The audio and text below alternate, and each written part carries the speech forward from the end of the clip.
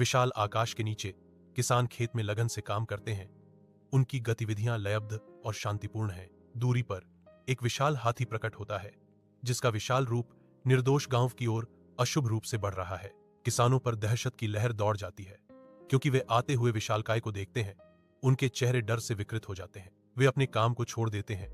दहशत फैल जाती है, जो बढ़ते हुए विशालकाय प्राणी के खिलाफ सुरक्षा के लिए एक हताश संघर्ष है। एक विशाल हाथी गांव की मुख्य सड़क पर निकलता है, जिसका विशाल रूप आदिम शक्ति की छाया डालता है। बच्चे चिल्लाते हैं और दरवाजों में गायब हो जाते हैं। उनकी हंसी डर की चीखों से बदल जाती है, क्योंकि वे शरण चाहते हैं। बुजुर्ग अपने घरों को सुरक्षित करने के लिए संघर्ष करते हैं। लकड़ी के दरवाजों का जल्दी से बंद होना कभी जीवंत गली में गूंजता है। कुतर कुतर कर भूख से प्रेरित हाथी का सूंड झूलता है।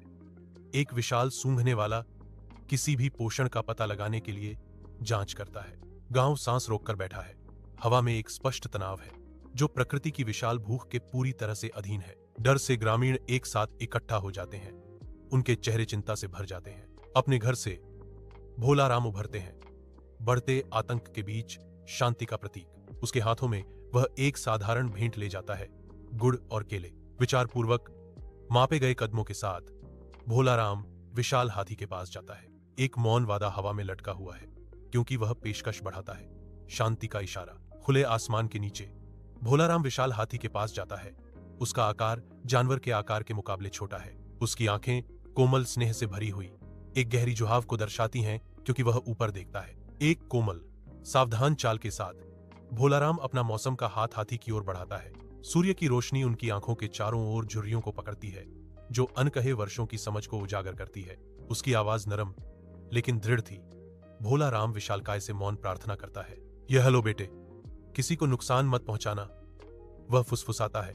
हवा में एक हार्दिक इच्छा लटक रही है। गुड़ और केले खाने के बाद हाथी धीरे से अपनी सूंड से भोलाराम के कंधे को छूता है। शांत सुबह की रोशनी में आदमी और जानवर के बीच एक मौन धन्यवाद गुजरता है। विशाल प्राणी मुड़ता है। उसका विशाल रूप घने जंगल की ओर आश्चर्यजनक सुंदरता से बढ़ता है। ग्रामीणों ने स्तब्ध होकर देखा। उनके चेहरों पर विस्मय और अविश्वास का मिश्रण झलक रहा था। भोलाराम धीरे से मुस्कुराते हुए ज्ञान देते हैं। हर दिल गुस्से से नहीं, बल्कि दया से जीता जाता है।